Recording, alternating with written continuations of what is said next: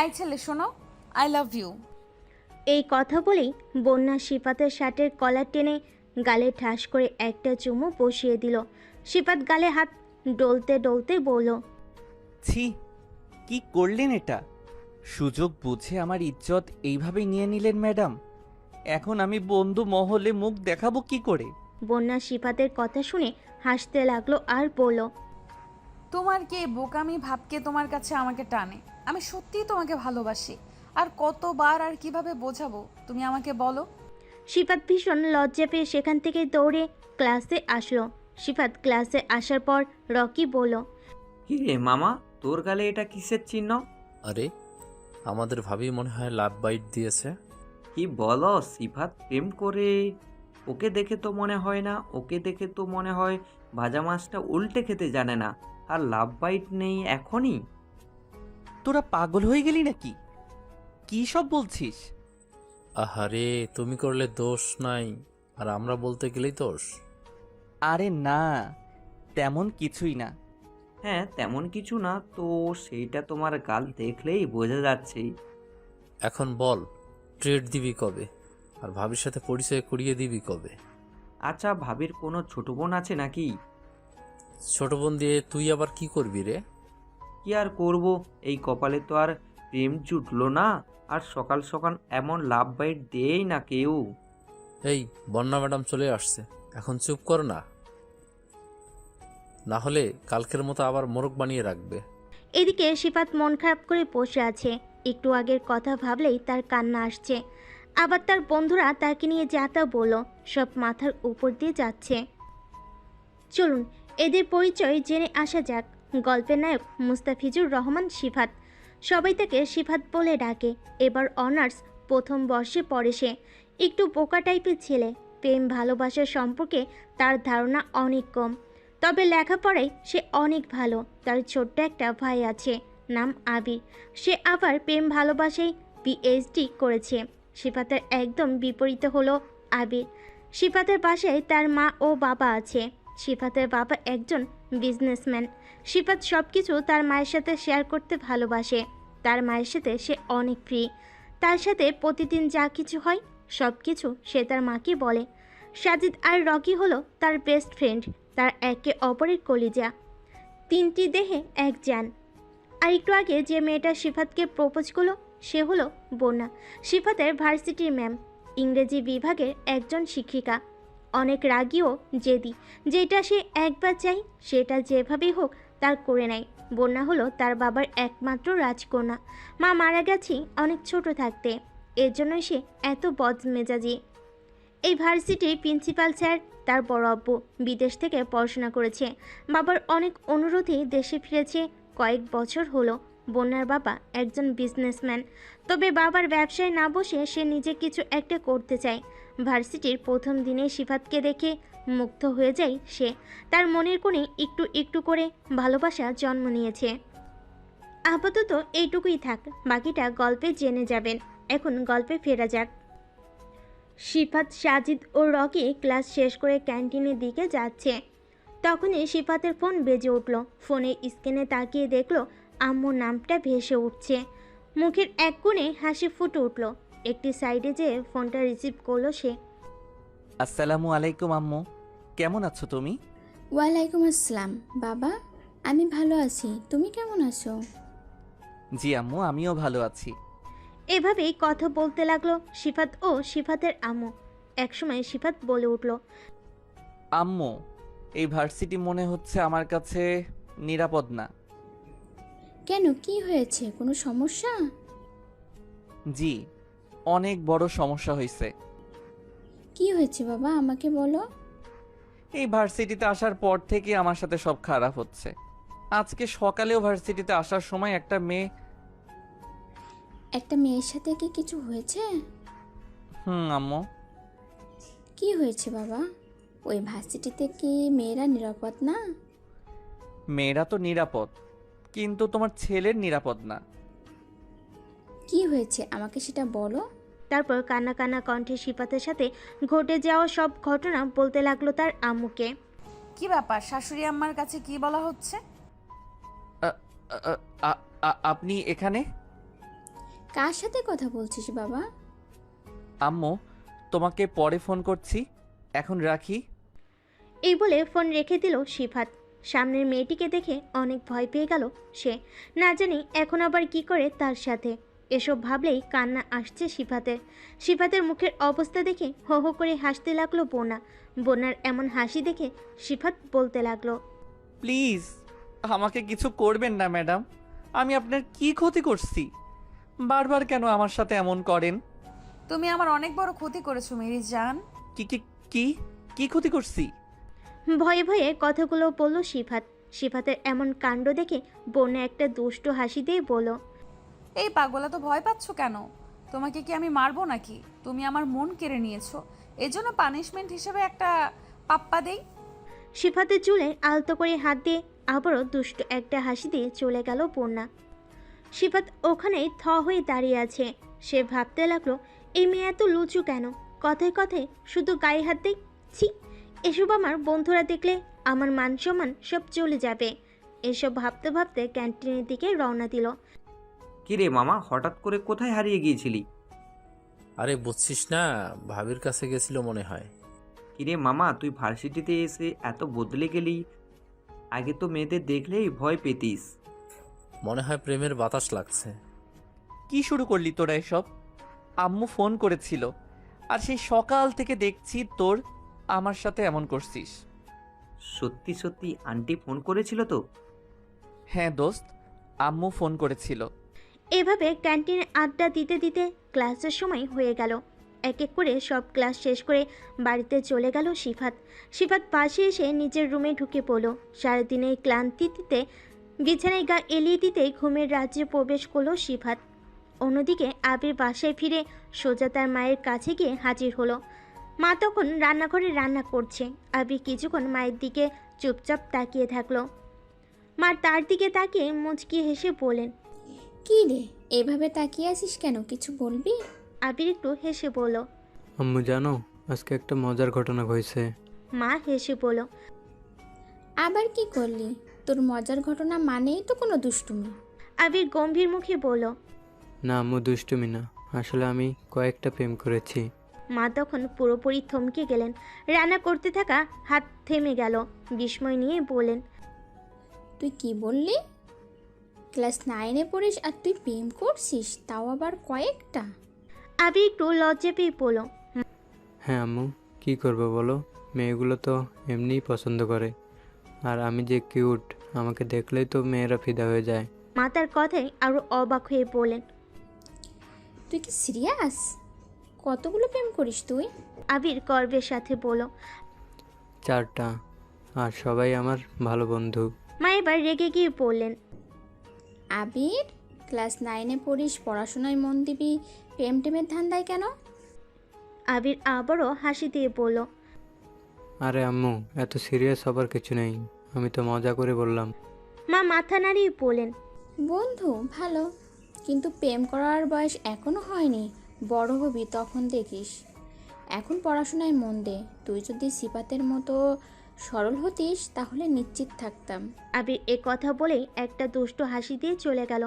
মা মৃদু হাসলেন, তবে মনে মনে ভাবলেন, এই ছেলেটা যদি একটু সিফাতের মতো হতো, কিন্তু ওর এনার্জি কমানোর কোনো উপায় নেই। অন্যদিকে বন্যা নিজের রুমে বসে চোখ বন্ধ করে সিফাতের লাজুক মুখ আর বোকামির কথা মনে করতে লাগলো। তার কল্পনা শুরু হলো। সিফাত যদি একদিন এসে বলে, বন্যা আমি তোমাকে ভালোবাসি, তখন আমার কি প্রতিক্রিয়া হবে? ভাবতে ভাবতে বন্যা হেসে ফেলল। ওর মুখটা কিভাবে লাল হয়ে যাবে, আর আমি কেমন চুপ হয়ে যাব। সে ভাবছিল কিছুদিন আগে কলেজের অনুষ্ঠানে যখন সিফাত মঞ্চে দাঁড়িয়ে বক্তৃতা দিচ্ছিল, ওর হাত কাঁপছিল। আমি ওর পাশে দাঁড়িয়েছিলাম, আর মনে হচ্ছিল একটু যদি সাহস দিতাম তাহলে হয়তো ভালো কিছু বলতো। এমনকি পূর্ণা কল্পনায় সিফাতকে নিয়ে আরও কিছু মজার পরিস্থিতি তৈরি করলো। ধরি একদিন আমরা একসাথে পিকনিকে গেছি। আমি কিছু মজার কথা বলে সিফাত মাটিতে তাকিয়ে লজ্জা পাবে।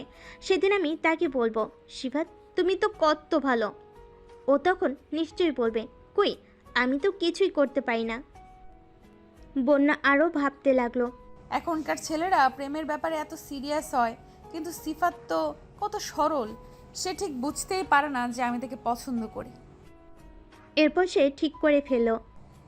পরের বার আমি সিফাতের সাথে একটু বেশি খোলামেলা হব, হয়তো ওর ভয় কেটে যাবে আর আমাদের মধ্যে একটা ভালো বন্ধুত্ব তৈরি হবে। বন্যা তার ভাবনা থেকে বেরিয়ে এসে নিজের মাথার চুল আঁচড়াতে লাগলো। সে হাসতে হাসতে বলল, সিফাতকে নিয়ে অনেক কিছু ভাবছি, কিন্তু যদি ও ঠিক বুঝতে পারে যে আমি ওকে কত ভালোবাসি। এভাবে ভাবতে ভাবতে বন্যা বুঝতে পারল সিফাতের সরলতা তার জন্য এক নতুন অনুভূতি তৈরি করেছে। কখনো কখনো বোকামি প্রেমের শুরু। এই ভাবনা নিয়ে বন্যা সেদিনের কাজগুলো করতে লাগলো। সিফাত সকালের ফ্রেশ মুডে ঘুম থেকে উঠল, কোনো চিন্তা ভাবনা মাথায় নেই। দিনের শুরুটা বেশ ভালোভাবে হলো। দ্রুত প্রস্তুতি নিয়ে নাস্তা সেরে ভার্সিটির উদ্দেশ্যে বেরিয়ে পড়ল। রাস্তায় বেশ সুন্দর একটা হাওয়া বইছে, আকাশটাও বেশ পরিষ্কার। সিফাত গাড়ির জানালা নামিয়ে দিয়ে বাতাসের হালকা স্পর্শটা অনুভব করলো। ভার্সিটি যাওয়ার পথে সে একটু গান চালিয়ে দিল, মুডটা আরও ফুরফুরে লাগছে। রাস্তার চারপাশে গাছগুলো সবুজে ঘেরা, পাখিরা ডেকে চলেছে। সব কিছু খুব স্বাভাবিক ও আরামদায়ক। সিফাত গাড়ি চালিয়ে যাচ্ছিল। গাড়ি যখন ভার্সিটির গেটের কাছে পৌঁছালো তখন সিফাত একটা ছোট্ট হাসি দিল। আজকের দিনটা ভালো যাবে, এই ভাবনা মাথায় নিয়ে সে ভার্সিটির ভিতর ঢুকে পড়ল। সিফাত ভার্সিটিতে প্রবেশ করার পরই তার নজর পড়ে ক্যাম্পাসের এক কোণে, যেখানে বন্যা ম্যাডাম একটি ছেলের সাথে ধাক্কা খাচ্ছেন। সিফাতের মনে হয়েছিল এই মেয়েটা কতটা লুচ্চু, সব সময় ছেলেদের সাথে কোনো না কোনো ঝামেলায় জড়িয়ে থাকে। ছেলেদের ইজ্জত নিয়ে যেন খেলাই তার কাজ। কিন্তু তার ধারণা সম্পূর্ণরূপে ভুল প্রমাণিত হলো যখন দেখলো ম্যাডাম ওই ছেলেটার গালে ঠাস ঠাস করে 2টা থাপ্পড় দিল। এই কুত্তার বাচ্চা, তুই কি চোখে দেখোস না? রাস্তা বুঝিস না? ম্যাডাম ভুল হয়ে গেছে আসলে।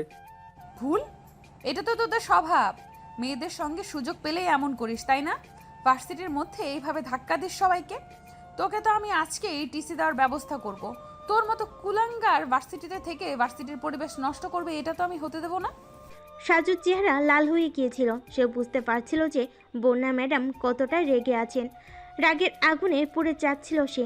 মাথায় অনেক চিন্তা ঘুরপাক খাচ্ছিল। টিসি মানে তার লেখাপড়া সব শেষ, সব কিছু ভেঙে পড়বে। তাই সে ম্যাডামের কাছে অনেক আকুতি মিনতি করে যেন তাকে টিসি না দেয়। বন্যার চোখে রাগের জ্বালা ছিল, কিন্তু সাজির কথায় কিছুটা কোমলতা আসলো। দেখ সাজু, এইভাবে অজুহাত সৃষ্টি করে কোনো লাভ হবে না। তুই জানিস আমি এই ধরনের আচরণ সহ্য করতে পারি না। সাজু আরও কিছুটা ভেঙে পড়ল। ম্যাডাম আমি প্রতিজ্ঞা করছি ভবিষ্যতে এমন কিছু আর করব না। আচ্ছা ঠিক আছে, পরবর্তীতে এরকম কোনো ঘটনা দেখলে তখন তোর খবর আছে। বন্যা ম্যাডামের রাগের দৃশ্য তার চোখের সামনে বারবার ঘুরপাক খাচ্ছিল। তার চেহারা, গলায় রেখে কথা বলার ধরন, সব কিছু তাকে অস্বস্তিতে ফেলেছিল। আসলে তার আশপাশের বন্ধুরা আজ ভার্সিটিতে আসেনি, বিশেষ করে সাজিদ আর রকি। তাদের ছাড়া দিনটা বেশ একঘেয়ে লাগছিল। ক্লাসগুলো একটার পর একটা চলছে, কিন্তু সিফাতের মনোযোগ যেন কোথাও নেই। দৃষ্টির সামনে বসে থাকা ছেলে মেয়েদের মাঝে সে নিজেকে একা অনুভব করছিল। তাকে ভাবতে ভাবতে ক্লাসগুলো কিভাবে শেষ হয়েছে তা জানতেই পারল না। ক্লাস শেষ হওয়ার পরও তার মনটা অস্বাভাবিক হয়েছিল। সিফাত ভার্সিটি থেকে বের হয়ে দ্রুত গেটের দিকে হাঁটছিল।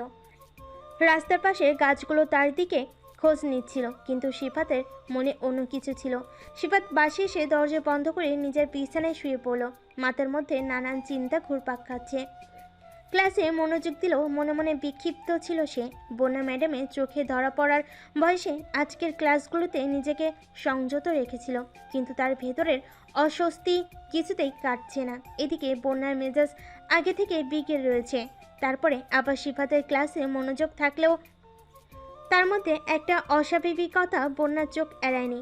ক্লাসের পরে বন্যা সিফাতকে খুঁজলেন, কিন্তু সে ততক্ষণে বাসায় চলে গেছে।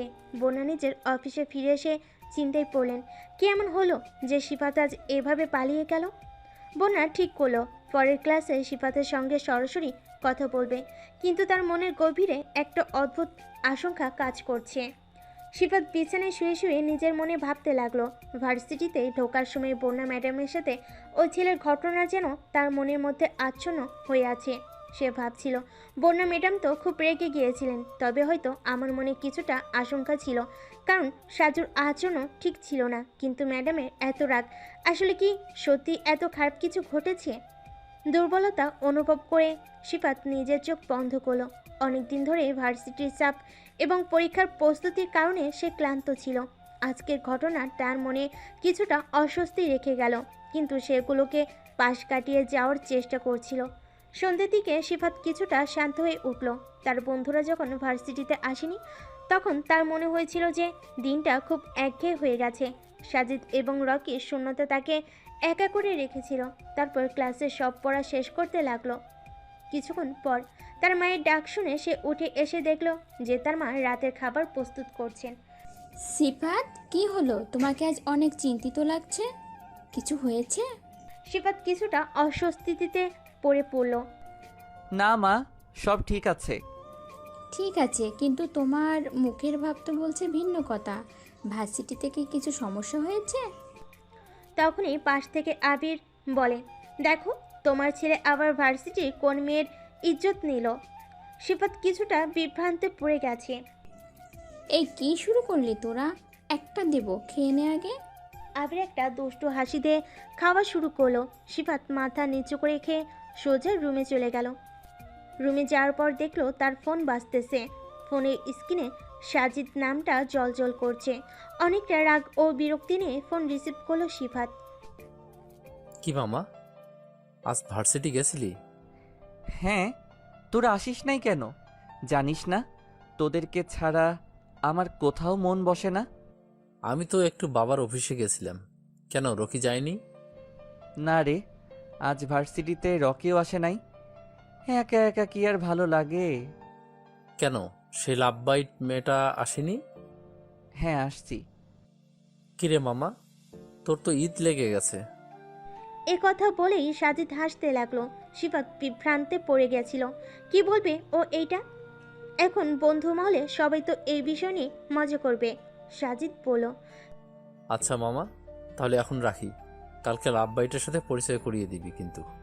আর ট্রিটটা তো তোলা থাকলো। সিফাত আর কিছু বলার আগেই টুট টুট করে ফোনটা কেটে গেল। সিফাত একটা গভীর শ্বাস নিয়ে বিছানায় গা এলিয়ে দিল। তারপরে শুয়ে শুয়ে ফেসবুক চালাতে লাগলো। তখন হঠাৎ করে একটা আইডি থেকে মেসেজ আসলো। এই ছেলে, তুমি এত বোকা কেন? সিফাত মেসেজটা দেখে একটু অবাক হয়ে গেল। আইডির নাম নীল আকাশের পরী। সিফাত আইডিতে প্রবেশ করে বোঝার চেষ্টা করলো কে এই মেয়েটা। সিফাতের ভাবনার মাঝে আবারও একটা মেসেজ আসলো ওই আইডি থেকে। তোমার চোখের সরলতা, মুগ্ধ করা হাসি, সব ভুলে যাওয়াতেও কত মিষ্টি বাসি। তুমি ভুল করো যতই, মনে রয় আলোয়। তোমার সেই সরলতায় মন হারিয়ে ভাসি। তুমি যখন চুপটি করে থাকো গভীরভাবে, তোমায় চেয়ে বোকা যেন কেউই নেই মা ভূতে। তবু তোমায় দেখে মনে শান্তি আসে প্রাণে। তোমার ছোঁয়ায় জীবন আমার আলোর পথে টানে। হাসো তুমি শিশির ফোটায়, বোকা সেই কথাই তোমার মাঝে খুঁজে পাই স্বপ্নেরা দাঁড়াই। এমন করেই থেকো পাশে, বোকা হই তুমি। তোমার ভুলেই ভালোবাসা, তুমি আমার ভূমি। সিফাত বেশ অবাক হয়ে ভাবতে লাগলো, কিভাবে সম্ভব? নীল আকাশের পরি আবার কে? তারপরও সে মনের ভিতরে একটু উচ্ছ্বাস অনুভব করলো। এই রহস্যময় মেয়েটা তার সম্পর্কে এত কিছু জানলো কিভাবে? কিন্তু আবার অন্যদিকে কবিতার ভাষায় যে মুগ্ধতা ছিল তা তাকে অন্য জগতে নিয়ে গেল। এত সুন্দর কথা, এত সরল আবেগ, এ যেন কারোর হৃদয়ে গভীর থেকে উঠে আসা ভালোবাসা। সিফাত উত্তর দিল, কবিতাটা সত্যি অসাধারণ। তবে আপনি কি আমাকে চেনেন? আমি কি আপনাকে চিনি? সময় তোমাকে সব কিছু জানিয়ে দেবে। সিফাত, তুমি শুধু তোমার মতো থাকো। আর হ্যাঁ, একটু তোমার সরলতা কমাও, তাতে জীবনের মিষ্টি একটু বেশিই থাকে। এই রহস্যময় মেসেজে সিফাতের মনে কৌতূহল আরও বেড়ে গেল। নীল আকাশের পরী কে? কেনই বা এমন কবিতা পাঠালো? এসব ভাবতে ভাবতেই সে বেশ কিছুক্ষণ সময় পার করে দিল। সিফাত এখন কৌতূহল দমাতে পারছে না। নীল আকাশের পরীকে সেটা জানার আগ্রহ তার মনের প্রতিটি কোণা জুড়ে ঘুরছে। সে মনে মনে ভাবছে, কিভাবে কেউ এত সুন্দর করে আমাকে নিয়ে ভাবতে পারে, এতটা চিন্তা করে লিখতে পারে। পরদিন ভার্সিটিতে গিয়েই সে বন্ধুরা সাজিদ এবং রকিকে সব কিছু জানিয়ে দিল। সাজিদ মজা করে বলল, মামা, তুই দেখি বিখ্যাত হয়ে গেছিস। অনলাইনে মেয়ে তোকে নিয়ে কবিতা লিখছে। আরে তোর লাভ লাইফ শুরু হওয়ার আগে প্রেমে পড়া ট্রেনটা স্টার্ট দিয়ে দিল। সিফাত কিছুটা লজ্জে পেল, কিন্তু সে ঠিক করলো আজ ক্লাস শেষে নীল আকাশের পরীর আসল পরিচয় বের করার চেষ্টা করবে। সারাটা দিন ক্লাসে মন বসানো কঠিন হয়ে যাচ্ছিল তার জন্য। তার মাথায় বারবার সেই মেসেজ ঘুরছিল। ক্লাস শেষে সে সরাসরি বাসায় না গিয়ে ক্যাম্পাসের গেটে বসে অপেক্ষা করলো। তার বিশ্বাস ছিল নীল আকাশের পরই নিশ্চয়ই কোনো না কোনোভাবে ক্যাম্পাসে কেউ। সে ফোনে মেসেজ পাঠালো। আপনি কে? আমি আপনাকে চিনতে চাই। মিনিট কয়েক পরে উত্তর আসলো। সময় সব জানাবে সিফাত, কিছু জিনিস সরাসরি জানলেই মজা থাকে না। সিফাত ভেবে পেল না কেন এত রহস্য, তবে সেই রহস্যের জালে আটকে যাওয়াটা যেন তার কাছে এক ধরনের আকর্ষণ হয়ে উঠল। তখনই সামনে বন্যার আগমন। বন্যা সিফাতের দিকে একটা দুষ্টু হাসি দিয়ে এগোতে লাগলো। এই ছেলে আমার জন্য অপেক্ষা করছে বুঝি।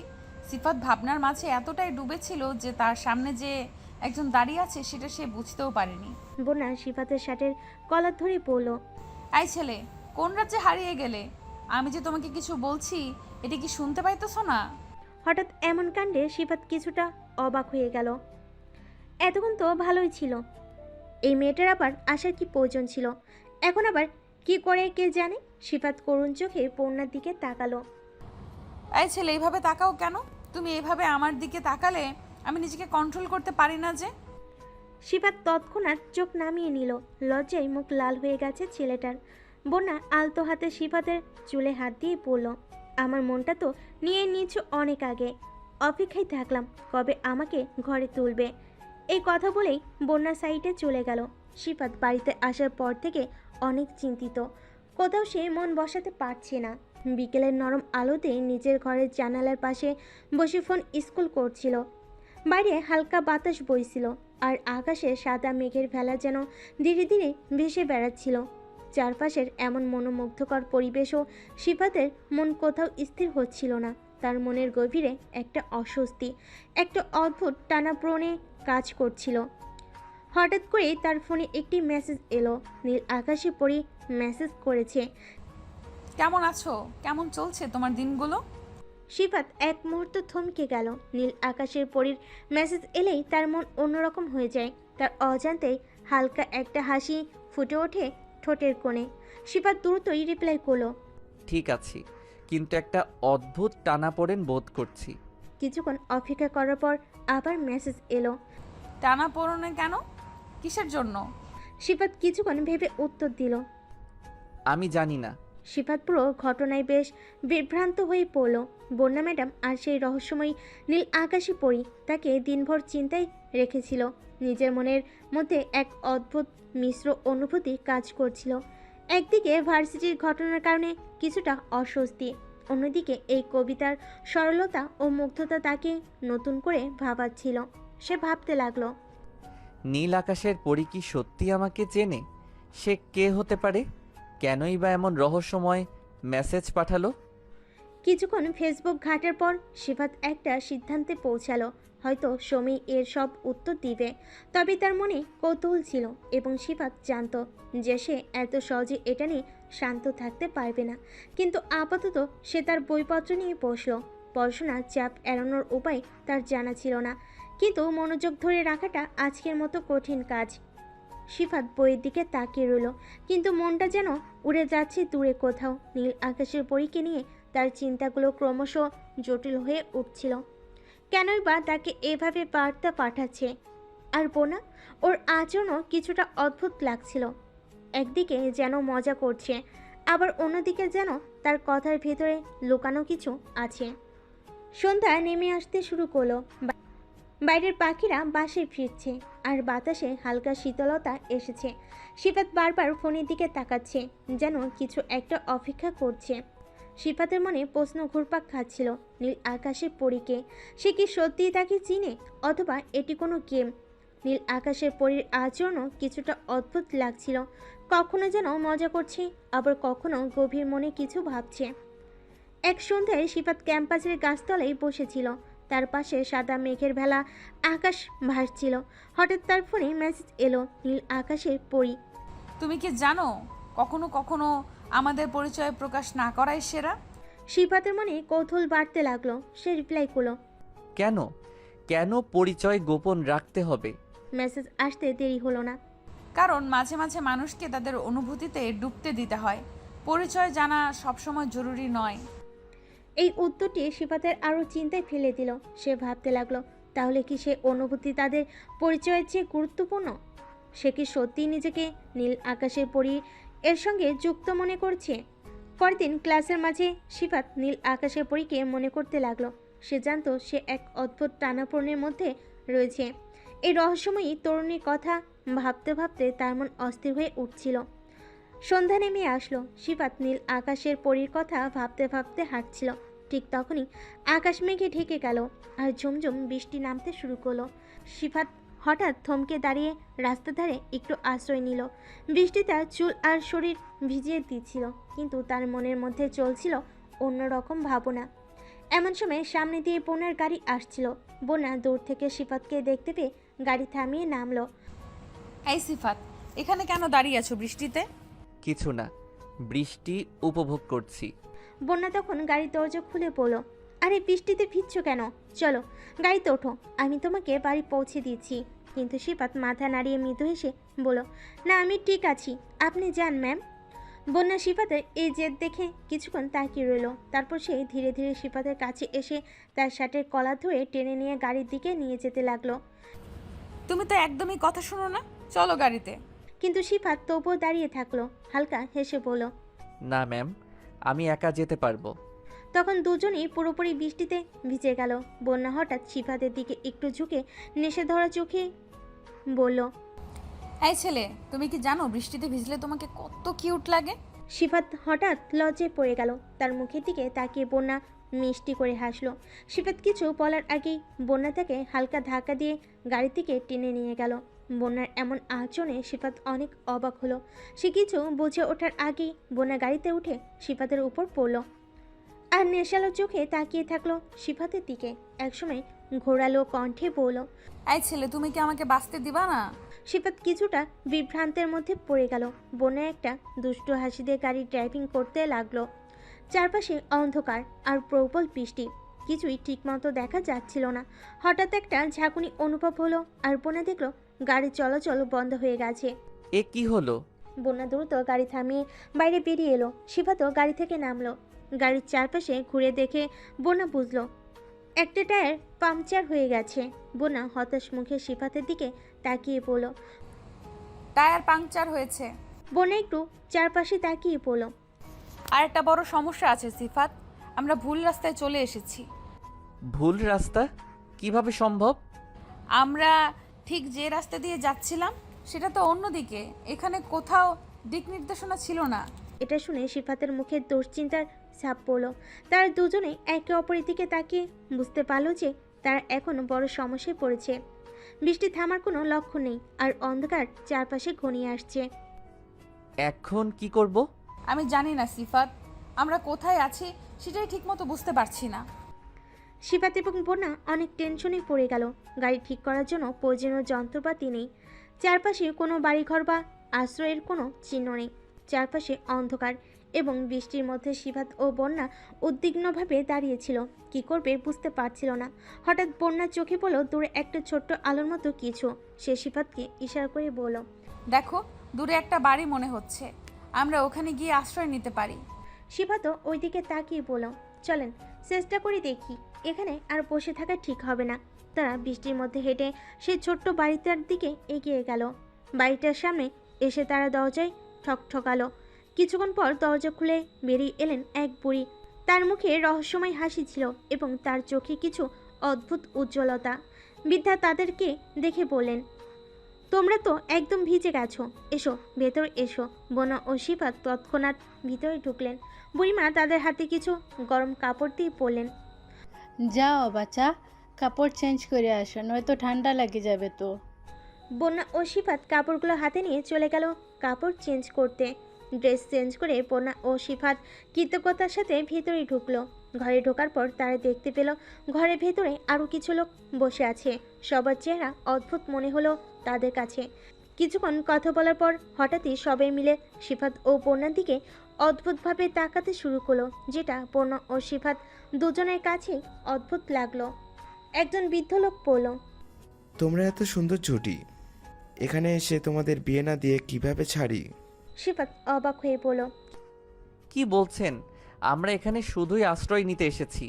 কিন্তু লোকগুলো তখন জোরাজুরি শুরু করলো এবং শেষমেশ সিফাতকে বুঝিয়ে সুজিয়ে জোর করে বিয়ের অনুষ্ঠানে বসিয়ে দিল। বন্যা চুপচাপ ছিল, তবে তার মুখে সামান্য স্বস্তির ছাপ দেখা গেল। সে মনে মনে হয়তো মেনে নিয়েছিল, কিন্তু সিফাত একদমই রাজি না।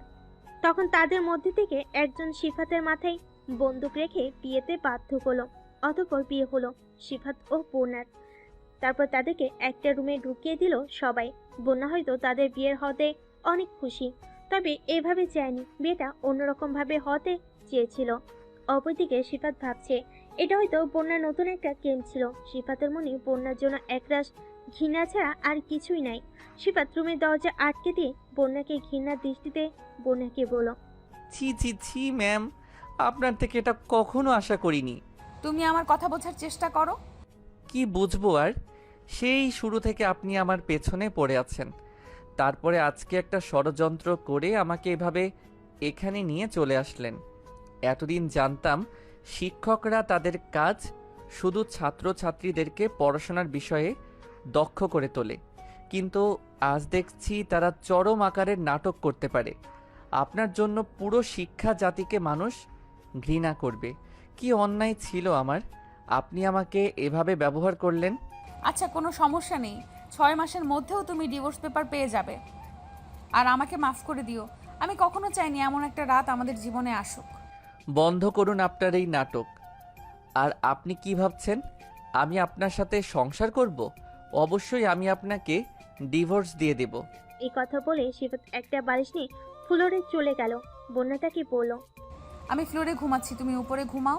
থাক, আর কোনো নতুন নাটক শুরু করতে হবে না, আমি এখানেই ঠিক আছি। ফ্লোরে শুয়ে ফোনটা অন করলো সিফাত। দেখলো তার মায়ের অনেকগুলো কল আসছে। ফোনটা ব্যাক করলো সে। কয়েকবার বেজেই ফোনটা রিসিভ হলো। ওপাশ থেকে ইতস্তত কণ্ঠে, কোথায় বাবা তুই? আম্মু, আমি একটা বন্ধুদের বাসায় আসছি, কালকে সকালেই বাড়িতে চলে যাব। বৃষ্টির জন্য ওরা যাইতে দেয় নাই। কিন্তু আমাকে তো একটা ফোন দিয়ে বলবি। আম্মু, ফোনটা বন্ধ হয়ে গেছিল, এই মাত্র অন করলাম। তুমি টেনশন করো না তো, কালকে সকাল হলে আমি বাড়িতে চলে যাব। এখন ঘুমিয়ে পড়ো, আমিও ঘুমাবো। ওকে বাবা, ঠিক আছে। ফোনটা কেটে সিফাত একটা দীর্ঘশ্বাস পেল। জীবনের প্রথম সে তার আম্মুকে মিথ্যা কথা বলেছে। নিজের মনের ভিতরে একটু অনুশোচনা হতে লাগলো। তারপরও কিছু করা নেই, কারণ সত্যটা জানালে তার মা নিশ্চয়ই অনেক বেশি কষ্ট পাবেন ও হার্ট হবেন। সিফাতের মনটা একদম ভালো নেই। ফেসবুকে গেল সিফাত। ফেসবুকে একভাবে নোটিফিকেশন চেক করতে লাগলো, কিন্তু না, আজকে তার ফোনে কোনো নোটিফিকেশন আসে নাই। একরাশ হতাশা নিয়ে ফোনটা রেখে দিল পাশে। একটু পরে ফোনে টুংটুং করে 2টা নোটিফিকেশন আসলো।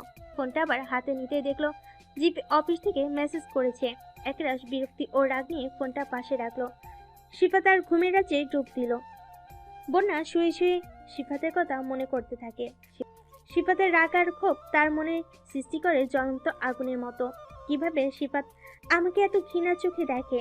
সেভাবে সিফাতের প্রতি তার ভালোবাসা একদিকে, অন্যদিকে সিফাতের এই ক্ষোভের প্রতিক্রিয়া যেন তাকে ছুরির আঘাত করছে।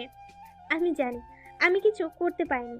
বন্যা নিজের কাছে মনের দোলা অনুভব করে। আমি তো শুধুই আশ্রয় নিতে এসেছিলাম, অথচ এই পরিস্থিতি। কিন্তু সিফাত কেন আমাকে এভাবে অবিশ্বাস করছে? এই চিন্তায় তার বুকের ভিতর অস্থিরতা শুরু হয়। সিফাতের মুখে ক্ষোভের ভাষা শুনে তার মনে হতাশা জমে ওঠে। সে কি জানে আমি তাকে কতটা ভালোবাসি? আমি কখনো চাইনি আমাদের সম্পর্ক এই পথে আসুক, কিন্তু সে কি জানে আমি কোনো ষড়যন্ত্রের অংশ নই? সিফাতের কাছে পৌঁছানোর জন্য যে অন্তরের গভীরতা প্রয়োজন, তাকে সিফাত উপলব্ধি করে। এভাবে চিন্তায় ডুবে থাকা অবস্থায় সে জানে সিফাতের মনে তার প্রতি যে বিরক্তি রয়েছে তা কখনো ভুলবে না। আমার জন্য তো সিফাতের মনে কেবল ঘৃণা। তার রাগের আগুনে আমি পুড়তে চাই না। আমি তাকে কখনো বিরক্ত করব না। হয়তো এটাই আমাদের ভালোর জন্য হবে। বন্যা মনে মনে প্রতিজ্ঞা করে, আমি আর কখনো সিফাতের সামনে যাব না। তার ক্ষোভের আগুন থেকে নিজেকে রক্ষা করতে চাই। এসব ভাবনার মধ্যেই ডুবেছিল বন্যা। হঠাৎ দেখলো সিফাত জ্বরে কাতরাচ্ছে। একটা কম্বল নিয়ে সিফাতের পাশে গেল, কম্বলটা গায়ে জড়িয়ে দিল। তারপর সিফাতের কামড়ি কমে না।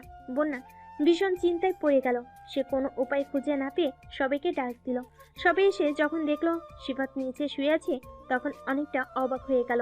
আর বন্যা করুণ চোখে তাদের দিকে তাকিয়ে পড়ল। প্লিজ আমাদের একটু সাহায্য করুন, সিফাতের ভীষণ জ্বর আসছে। বন্যার কথা শুনে সবাই অবাক হয়ে গেল।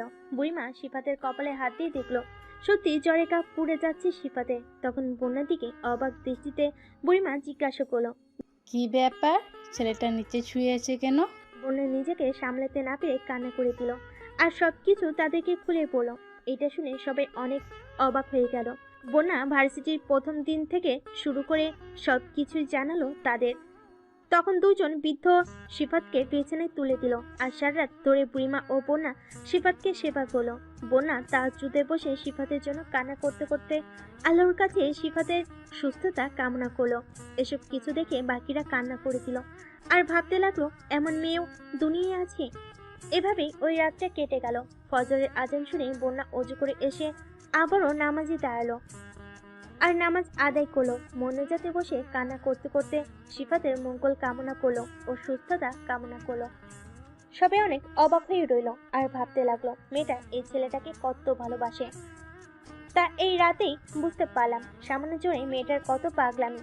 ইস, ছেলেটা যদি এসব দেখতো তাহলে নিশ্চয়ই মেয়েটাকে একটু বোঝার চেষ্টা করতো। বন্যা নামাজ শেষ করে সবাইকে অনেক বুঝিয়ে সেখান থেকে বিদায় নিল আর আসার সময় বলো এসব কথা যেন সিফাতকে না জানায়। এদিকে সিফাত ঘুম থেকে উঠে দেখলো বন্যা রুমে নেই। সিফাত একটা স্বস্তির নিঃশ্বাস পেল। ফ্রেশ হয়ে এসে বুড়িমার রুমে যেতেই দেখলো বুড়িমা তার জন্য খাবার সাজিয়ে রাখছে। বুড়িমা সিফাতকে দেখা মাত্রই বলল, ভিতরে আসো বাবা। সিফাত ভেতরে প্রবেশ করতেই বুড়িমা খাবারটা তার হাতে দিল আর বলল, এটা খেয়ে নাও। সিফাত সেখান থেকে কিছু খাবার খেয়ে সবার কাছ থেকে বিদায় নেওয়ার জন্য উঠল, কিন্তু কোথাও বন্যাকে দেখতে পেল না। এজন্য সে বুড়িমার কাছে জিজ্ঞাসা করলো। বুড়িমা বলল, খুব সকালে সে চলে গেছে। সিফাত কারণ জানতে চাইলে তারা কেউ বলতে চাইল না, তবে সবার মন বিষণ্ণতায় ছেয়েছিল। সিফাত একটু অবাক হলো, আবার জিজ্ঞাসা করলো। তখন একটা বৃদ্ধ আর নিজেকে ঠিক রাখতে পারলো না, সবকিছু সিফাতকে জানালো। কালকে রাতে ও অসুস্থ হওয়ার পরে মেয়েটা কত পাগলামি করেছে সেসব কথাও জানালো সিফাতকে। সিফাতের এসব কথা যেন কিছুই আসে যায় না। সে একটা স্বস্তির নিঃশ্বাস ফেলে সেখান থেকে উঠলো।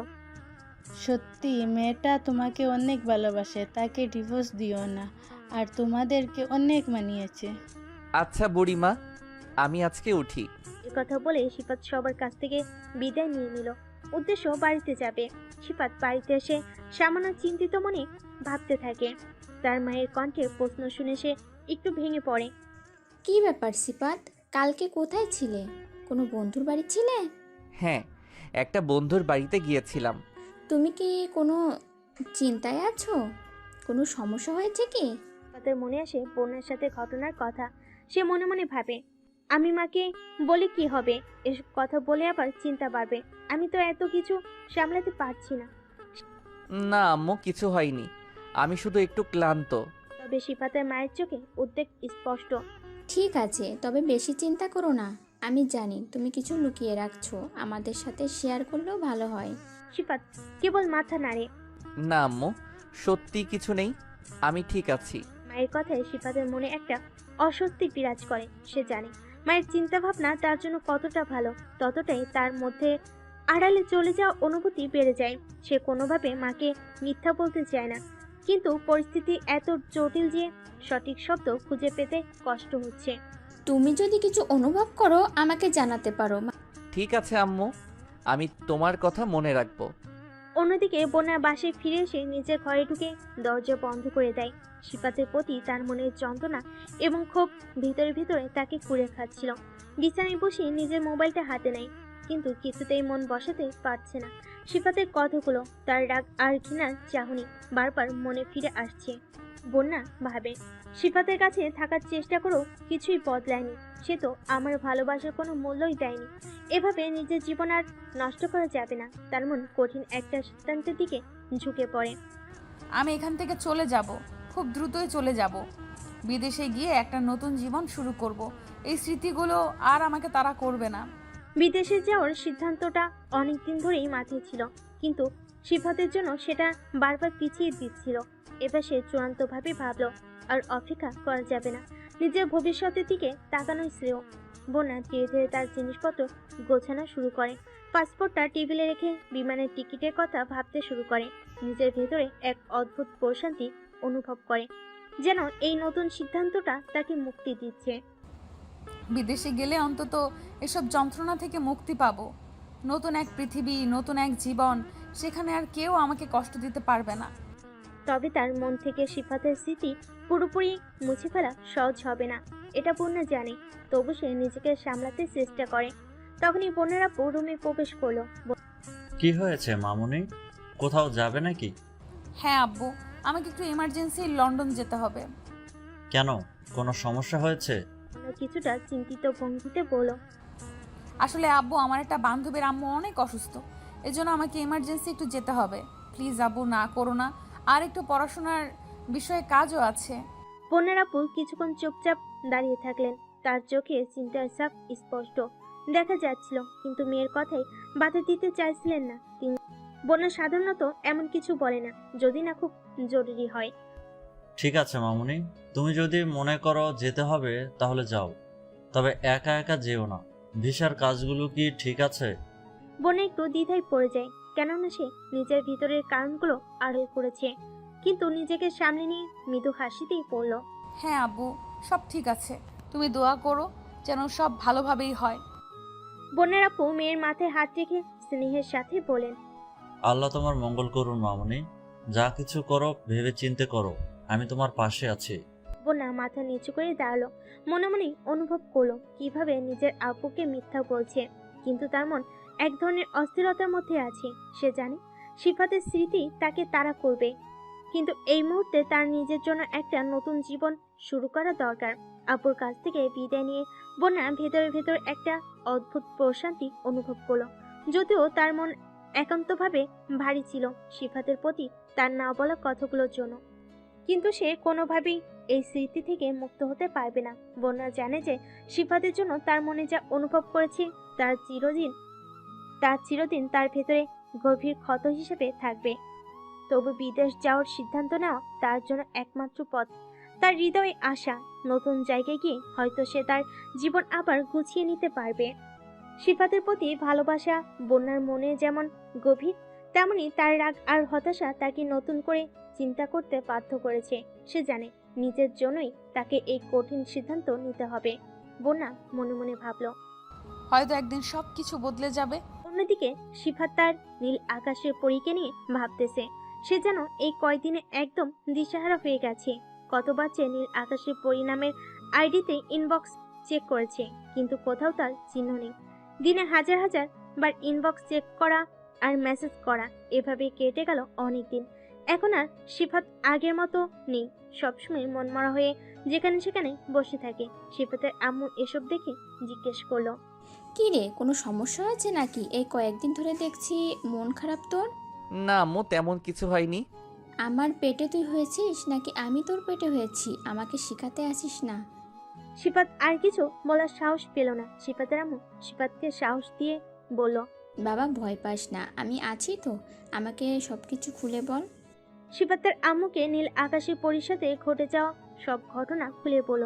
সিফাতের আম্মু বলল, দেখ, কেউ দুষ্টুমি করতো, এখন আর ভালো লাগছে না, তাই আর দুষ্টুমি করছে না। না আম্মু, ও আমার সাথে দুষ্টামি করতে যাবে কেন? আমার মনে হয় ওর কোনো সমস্যা হয়েছে। ওর কোনো সমস্যা হয়নি। দেখ বাবা, তুই এমনিতেই অনেক সহজ সরল, হয়তো এইটা সুযোগ নিয়েছে, আর আমার মনে হয় ওইটা তোর কোনো বন্ধু হবে। না আম্মু, ওর বায়োডাটা দেখেছি, ওইটা একটা মেয়ে। তাহলে হয়তো তোর সাথে দুষ্টুমি করেছে, ভুলে যাও সব। আচ্ছা আম্মু। এভাবে সিফাতের জীবন কাটতে লাগলো। এখন আর ভার্সিটিতেও বন্যা নেই, তাকে আর কেউ অযথায় বিরক্ত করে না। তবে আগের কথা মনে হলে অটোমেটিক মুচকি হাসে সিফাত। আর নীল আকাশে পড়ি আসলে এটা কে, তার মনে অদ্ভুতভাবে জানার ইচ্ছা জাগে। মনে এক কোণে তার জন্য সুপ্ত ভালোবাসা জমিয়েছে সিফাত। প্রতিদিন সিফাত নীল আকাশের পরি নামের আইডিটা চেক করে, তাকে নিয়ে ভাবতে থাকে আসলেই কি তার সাথে মজা করেছে, নাকি সেও সিফাতের মতো তার মনে ভালোবাসার ঘর বুনেছে। একদিন হঠাৎ সিফাত দেখলো নীল আকাশে পরি অনলাইনে আসছে। সিফাত তড়িঘড়ি করে মেসেজ করলো। কেমন আছো তুমি? কোথায় ছিলে এতদিন? ভালো। কোথায় ছিলে? তোমার কি কোনো বিপদ হয়েছে? না, আমার কোনো বিপদ হয়নি। তুমি জানো তোমাকে আমি কত মেসেজ করেছি? না, আমি জানতেও চাই না, আর তুমি আমাকে কখনো মেসেজ করবে না। কিন্তু কেন? তোমার কি কোনো বিপদ হয়েছে? না, আমি কতবার বলবো আমার বিপদ হয়নি? আমাকে বলো তাহলে কি হয়েছে? আমি তোমাকে এত কিছু বলতে বাধ্য নই। তুমি জানো এতদিন তুমি অনলাইনে আসোনি, আমি তোমার জন্য কত কষ্ট পেয়েছি। প্রতিদিন তোমাকে নিয়ে ভেবেছি, চিন্তা করেছি। তুমি আমার মাথা থেকে কখনোই বের হওনি। আমি তোমার জন্য কতটা ব্যথা সয়েছি। সিফাত, এইসব ছেলে মানুষই কথা বলে লাভ নেই। তুমি যা ভাবছো আমি সেভাবে কিছুই অনুভব করিনি। তুমি কি একবারও ভাবোনি? তাহলে এতদিন কেন আমাকে দূরে সরিয়ে রাখলে? তোমার কি আমার জন্য একটু অনুভূতি নেই? অনুভূতি? আমি তোমার সাথে এতদিন শুধু মজা করেছিলাম সিফাত। তোমার সাথে দুষ্টুমি করাই আমার উদ্দেশ্য ছিল। তুমি এতটা সিরিয়াস কেন হয়ে গেলে? দুষ্টামি? আমার জীবনের এত বড় একটা অংশ তুমি শুধুই মজার জন্য নিয়েছিলে? তাহলে আমার জীবনে এসেছিলে কেন? তোমার সাথে শুধু সময় কাটানোর জন্য আর মজা করার জন্য এসেছিলাম। সত্যি বলতে তোমার মতো ছেলেদের সাথে এমন মজা করাই যায়, কিন্তু সিরিয়াস কিছু না। তুমি এমনভাবে আমার সাথে খেললে। আমি তো তোমাকে সত্যি ভালোবেসেছি। তোমার জন্য রাতগুলো কেটেছে চিন্তায়, আর তুমি সেটা দুষ্টামি ভেবেছ। তুমি যখন অনলাইনে আসতে না, মনে মনে তোমার খোঁজ নিতাম, তুমি ভালো আছো কিনা সে চিন্তায় পাগল হয়ে যেতাম। অথচ তুমি সব কিছুই দুষ্টামি, আমার সাথে দুষ্টামি করেছো। হ্যাঁ সিফাত, তোমার মতো ছেলেদের নিয়ে মজা করতেই ভালো লাগে। তুমি এতটা সিরিয়াস হওয়ার কোনো দরকার ছিল না। তাহলে আমি সব ভুল বুঝেছিলাম। আমার জীবনে তুমি শুধুই দুষ্টামি ছিলে। সিফাত বিছানার এক কোণে বসে চোখের পানি মুছতেছে আর ভাবতেছে তার মায়ের কথাই তাহলে সত্য হলো। তার সাথে শুধুমাত্র মজা করলো সে। সিফাত ফোনটা বন্ধ করে পাশে রাখলো, ঘুমানোর চেষ্টা করলো, কিন্তু ঘুম আসছে না সিফাতের। নীল আকাশের পরীর অপমানের পর সিফাত মনের গভীরে ডুবে যায়। তার পুরনো স্মৃতি মনে পড়ে। সে বোনের কথা মনে করে, যাকে সে সবসময় অপমান করেছিল, যাকে সে একসময় ভুল বুঝেছিল আর নিঃস্বার্থভাবে ভালোবেসেছিল। বন্যা, বন্যা, আমি তোমাকে কতটা অবহেলা করেছি, কতটা অপমান করেছি, অথচ তুমি সব সময় আমার পাশে ছিলে, আমাকে ভালোবেসেছো। আমি তোমার সেই ভালোবাসার মর্যাদা দিতে পারিনি। সিফাতের চোখের সামনে বন্যার হাসি মুখ ভেসে ওঠে। বন্যা সেই নির্ভেজাল ভালোবাসা যা সে একসময় বুঝতে পারেনি। বন্যা ছিল সিফাতের জীবনের সবচেয়ে বড় আশ্রয়, কিন্তু সে আশ্রয়কে মূল্যায়ন না করে তাকে কষ্ট দিয়েছিল। বন্যা কখনো আমাকে এভাবে অপমান করেনি, বরং আমাকে সব সময় ভালোবাসতো। তার চোখে কখনো দুষ্টামির ছাপ দেখিনি। তার চোখ দুইটা বলেছিল ভালোবাসা, যেটা শুধু আমার জন্যই বিরাজ করত। অথচ আমি তাকে কতবার কষ্ট দিয়েছি, আর আজ নীল আকাশের পরী আমার সাথে সেই একই কাজ করছে যেটা আমি বন্যার সাথে করেছিলাম। সিফাতের মনে পড়ে সেই সময় যখন সে বন্যাকে ভুল বুঝেছিল। সেদিন বন্যার কোনো দোষ ছিল না, কোনো কিছু যাচাই না করে সে বন্যার উপরে সব চক্রান্তের দায়ভার চাপিয়ে দিয়েছিল। অথচ বন্যা কখনো অভিযোগ করেনি, বরং সবসময় তার ভালোবাসা দিয়েই সিফাতকে আগলে রেখেছিল। বন্যা, তোমাকে কষ্ট দিয়ে আমি কত বড় ভুল করেছি আজ আমি বুঝতে পারছি। যখন নীল আকাশের পরী আমার সাথে একইভাবে আচরণ করছে, সিফাতের মনে হয় তার নিজের করা ভুলগুলো যেন ফিরে আসছে তার জীবনে। বন্যাকে যে অপমান সে একসময় করেছিল, আজ সে নিজে সেই অপমানের শিকার।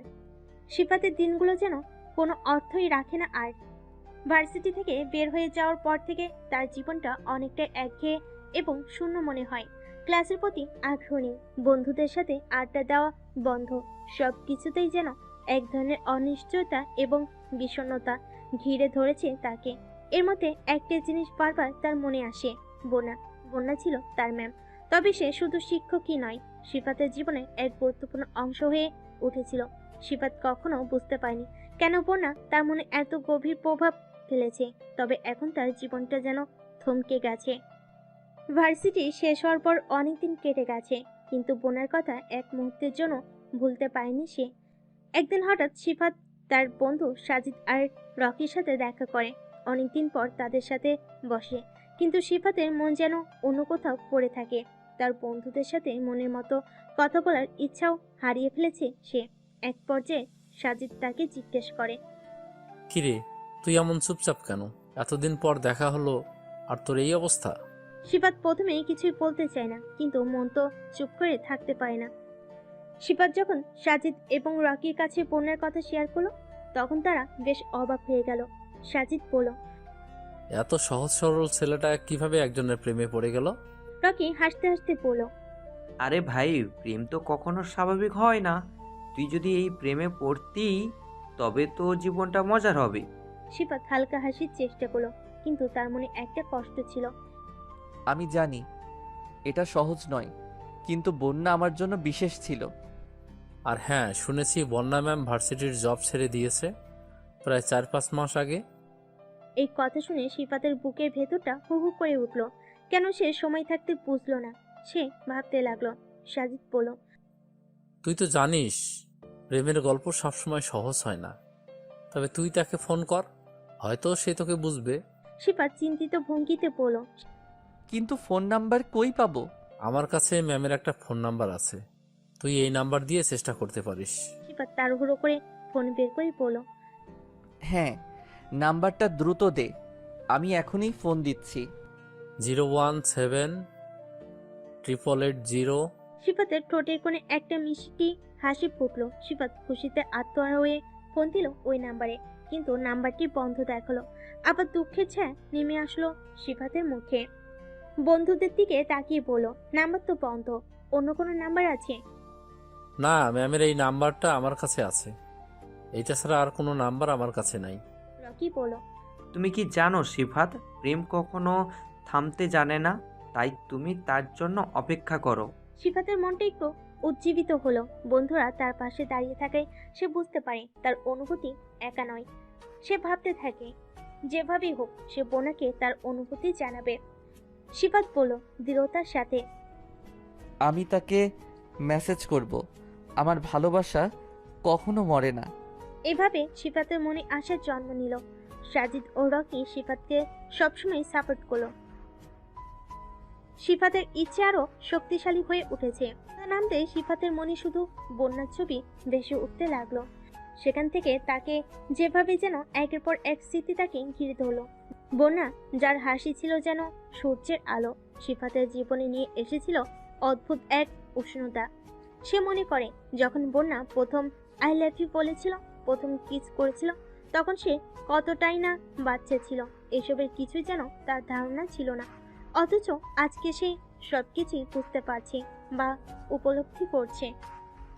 সিফাত বারবার ভাবছে কিভাবে সে তার কাছে পৌঁছাতে পারবে। বন্ধু সাজিদ এবং রকি যখন বলেছিল যে বন্যা ভার্সিটি থেকে জব ছেড়ে দিয়েছে, তখন তার হৃদয় একেবারেই ভেঙে গিয়েছিল, কিন্তু সে নিজেকে থামিয়ে রেখেছে, কারণ তার মনে ছিল যে এই দূরত্বেও তাদের সম্পর্ক সম্ভব।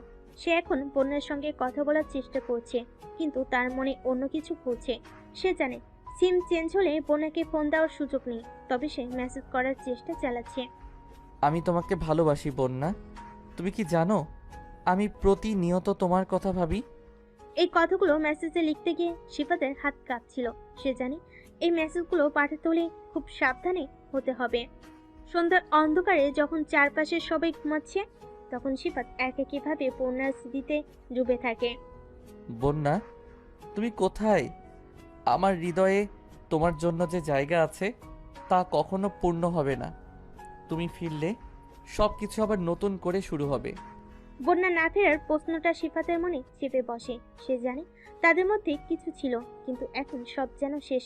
এই অন্ধকার রাতে সিফাতের হৃদয়ে একটাই চিৎকার, বন্যা, আমি তোমাকে আবার চাই।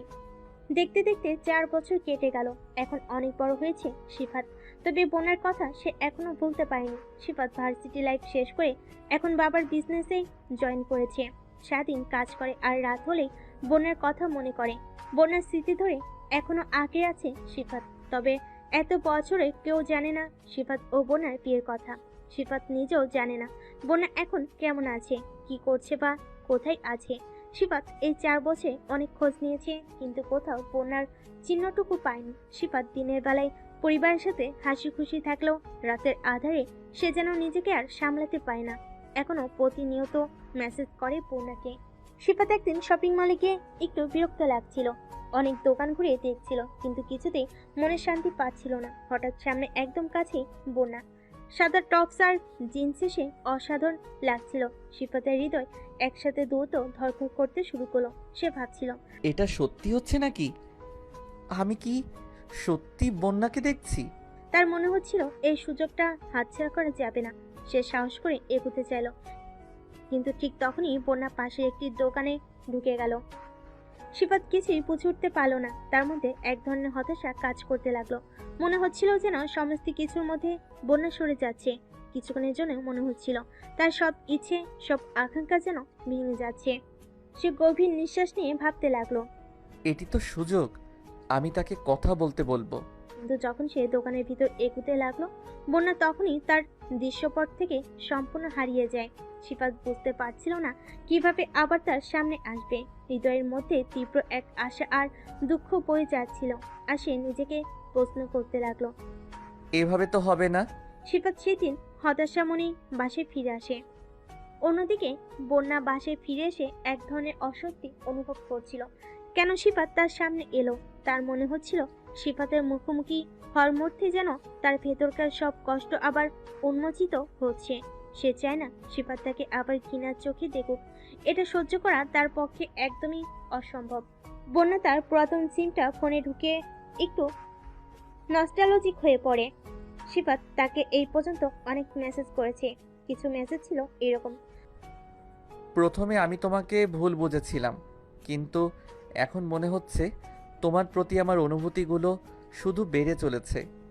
আমি চাই তোমার সাথে আরও বেশি সময় কাটাতে, কারণ তুমি আমার জন্য অনেক গুরুত্বপূর্ণ।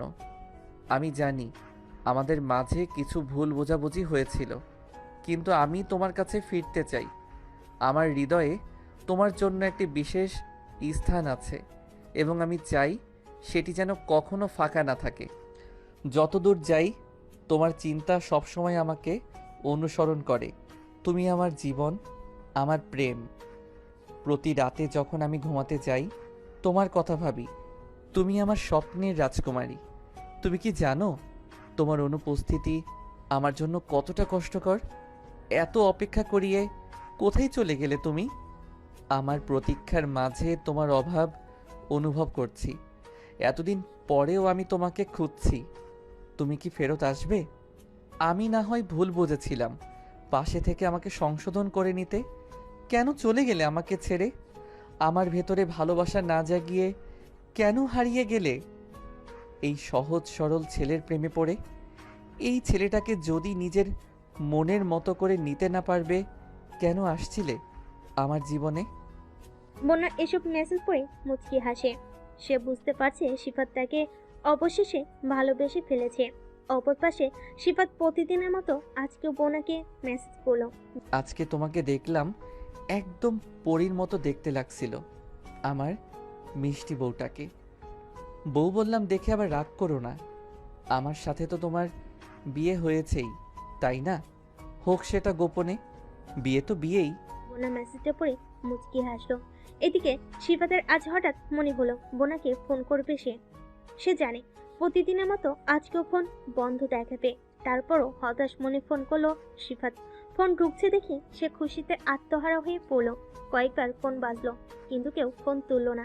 এভাবে আরো কয়েকবার ফোন দিল সিফাত। অবশেষে ফোন রিসিভ হলো। হ্যালো, আসসালামু আলাইকুম।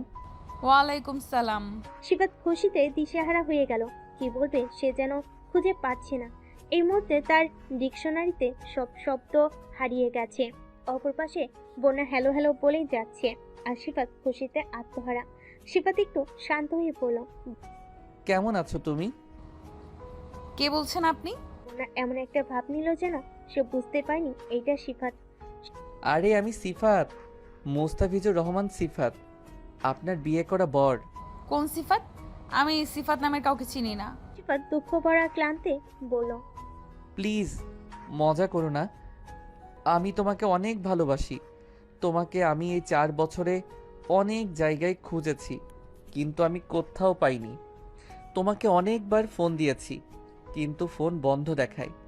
এই 4 বছরে যে তোমাকে কতগুলো মেসেজ করেছি তা বলার বাহিরে। ও আচ্ছা, ডিভোর্স পেপার রেডি হয়ে গেছে, কালকে পেয়ে যাবে। প্লিজ এমনটা বলিও না। বোনা এতক্ষণ ধরে লক্ষ্য করেনি সিফাত তাকে তুমি করে কথা বলছে, কিন্তু যখন বুঝতে পারলো তখন মুচকি হাসলো বোনা। আচ্ছা, কালকে ভার্সিটির মাঠে বিকেল 4টায় দেখা করো, ওখানে হবে বাকি কথা। এই কথা বলে ফোন কেটে দিল বোনা। সিফাত অনেক কষ্ট পেয়েছে এই 4 বছরে। সে বোনাকে অনেক খুঁজেছে, কিন্তু সে কোথাও খুঁজে পায়নি। আর এখন যখন পেল তখন হারাতে হবে, এসব ভাবলেই তার বেঁচে থাকার ইচ্ছাটা মরে যাচ্ছে। সিফাত সিদ্ধান্ত নিল যদি বোনা থাকে সত্যি সত্যি ডিভোর্স দিয়ে দেয়। কালকে যদি বোনাকে সে কিছু বোঝাতে না পারে তাহলে বোনার সামনে বিষ পান করে মারা যাবে। কি লাভ এই জীবন রেখে? ভাবতে ভাবতে ঘুমিয়ে গেল সিফাত।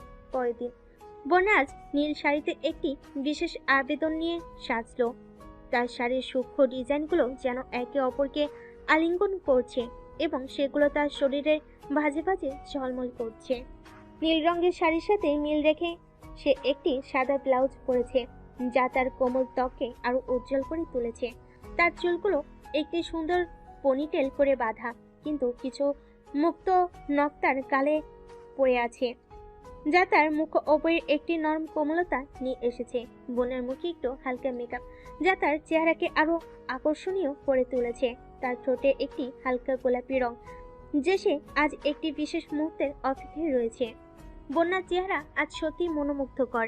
তার আত্মবিশ্বাসী হেঁটে যাওয়া এবং উজ্জ্বল হাসি যেন সিফাতের সাথে দেখা করার আগে সে তার প্রেমের অনুভূতি প্রকাশ করে দিচ্ছে। আজকের সাজের মাধ্যমে সে সিফাতের প্রতি তার গভীর অনুভূতি আর ভালোবাসার একটি ছোট্ট ইঙ্গিত দিচ্ছে। ভার্সিটির ক্যাম্পাসে বসে সিফাত অপেক্ষা করছে পূর্ণার জন্য। সিফাত একটি সাদা শার্ট পরেছে, যা তার গায়ের রঙকে আরো উজ্জ্বল করে তুলেছে। শার্টের সাথে একটি নীল জিন্স প্যান্ট পরেছে, যা তার লুককে আভিজাত্যময় করেছে। তার চুলগুলো নিয়েটলি স্টাইলড এবং কিছুটা ছোট রাখা, কিন্তু সিফাতের চোখে মুখে আতঙ্ক ও ভয়। সাথে একটি সাদা ঘড়ি রয়েছে, যা তার হাতের দিকে আলো ঝলমল করছে, আর ছোট্ট একটা বিশেষ শিশি। যদি বন্যা তাকে সত্যি সত্যি ডিভোর্স দিয়ে চলে যায়, তখন সে এটা পান করে মারা যাবে। সিফাতের অপেক্ষার প্রহর ঘনীভূত হচ্ছে। হঠাৎ করে ক্যাম্পাসের দূর থেকে একটি পরিচিত ছায়া সামনে আসতে শুরু করে। সেটি ধীরে ধীরে স্পষ্ট হতে থাকে। নীল শাড়িতে সেজে ওঠা বন্যা তার পা চলার সঙ্গে সঙ্গে যেন চারপাশে এক ধরনের কোমলতা ছড়িয়ে পড়ে। বোনের মুখে একটি মৃদু হাসি, তবে সিফাতের দিকে চোখ পড়লেই তা দ্রুত ভেঙে যায়। তার চোখের উজ্জ্বলতায় একটা আতঙ্ক এবং সংকোচ দেখা যায়। সিফাতের হৃদয়ে রক্তের চাপ বাড়তে থাকে, মনে হচ্ছে সময় থেমে গেছে। বনে এসে সিফাতের সামনে দাঁড়ালো। সাদা শার্ট পরা সিফাতের আতঙ্কিত মুখোপরি দেখে তার চোখে কৌতূহল এবং কিছুটা দয়া স্পষ্ট। সে জানে আজকের কথাবার্তার জন্য প্রস্তুতি নিতে হবে। এতদিন কোথায় ছিলে তুমি? সিফাত গম্ভীর স্বরে বলল, বন্যা, আমি তোমাকে খুঁজতে খুঁজতে ক্লান্ত হয়ে গেছি। এই 4 বছরে আমি তোমাকে অনেকবার মিস করেছি। বন্যা কিছুটা সংকোচে পড়ে গেল, কিন্তু তার মুখে উপরে কিছুটা রক্ষণশীল। আমি জানি সিফাত, তবে আমাদের কিছু আলোচনা করতে হবে।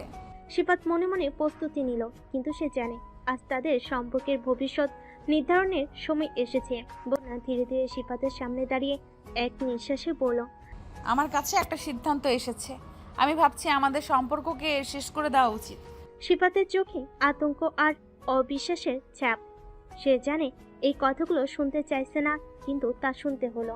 তার হৃদয়টা যেন চূর্ণ বিচ্ছিন্ন হয়ে গেল। কিন্তু কেন বন্যা? তুমি তো আমার জীবনের অংশ। আমি তোমাকে ছাড়া ভাবতেই পারি না। মনে একটু নিচে তাকালো, তারপর বলল, তুমি জানো আমাদের বিপদ অনেক বদলে গেছে। আমি বিদেশ চলে গেছি, আর তুমি তুমি তো প্রথম থেকেই আমাদের সম্পর্কটা এভাবে চাওনি। তুমি তো প্রথমেই আমাকে ডিভোর্স দিতে চাইছিলা, তাহলে এখন কেন এমন করছো? তুমি কি জানো আমি প্রতিদিন তোমাকে খুঁজেছি? যখন তুমি ফোন বন্ধ রেখেছিলে আমি তখন তোমাকে দিনের পর দিন হাজার হাজার মেসেজ করতাম। প্লিজ তুমি আমার সাথে এখন এমন করো না। বন্যা কিছুক্ষণ নীরব থাকে, তারপর বলল, আমি চেষ্টা করেছি, কিন্তু কিছু জিনিস ঠিক হয় না। আমি চাই তুমি সুখী হও। আমি কখনো তোমাকে ভুলতে পারবো না। সিফাত তার কাঁধে হাত রাখলো। কিন্তু আমার সুখ তোমার সঙ্গে। আমরা সব কিছু কাটিয়ে উঠতে পারি, শুধু আমাদের একে অপরকে দরকার। বন্যা সিফাতের চোখের দিকে তাকে গভীর একটি নিঃশ্বাস পেল। সিফাত, আমি জানি তুমি আমাকে ভালোবাসো, কিন্তু আমাদের সম্পর্কটি আর আগের মতো নেই। আমি জানি তুমি এখনো আমার জন্য অপেক্ষা করছো, কিন্তু আমি তোমাকে এখন সঠিকভাবে ভালোবাসতে পারবো না। আমাদের পক্ষে আলাদা হওয়া ভালো। সিফাতের চোখে একটানা জল এসে গেল। তুমি কি মনে করো আমি তোমাকে এত সহজে ছাড়তে পারবো? বন্যা তার কণ্ঠে সহানুভূতি নিয়ে বলল, না না, আমি জানি এটা কঠিন, কিন্তু তুমি জীবনে এগিয়ে যাওয়ার জন্য শক্তিশালী। আমি চাই তুমি নতুন করে শুরু করো।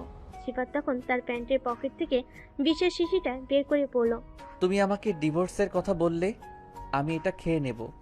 আমার জীবন থেকে তুমি যদি এভাবে চলে যাও আমি আর বাঁচতে চাই না। বন্যা অবাক হয়ে সিফাতের দিকে তাকায়। এটা কি বলছো? তুমি কি মজা করছো? এমন কিছু বলো না। এটা মজা নয় বন্যা, আমি তোমাকে ভালোবাসি। তোমাকে ছাড়া আমি বাঁচতে পারবো না। বন্যা তার কথার আবেগপূর্ণ হয়ে গেল। সিফাত, আমি চাই তুমি ভালো থেকো। আমি চাই তোমার জীবনে সুখ আসুক। সিফাত মাথা নিচু করে বিশেষ শিশিটা হাতে ধরে রেখেছে।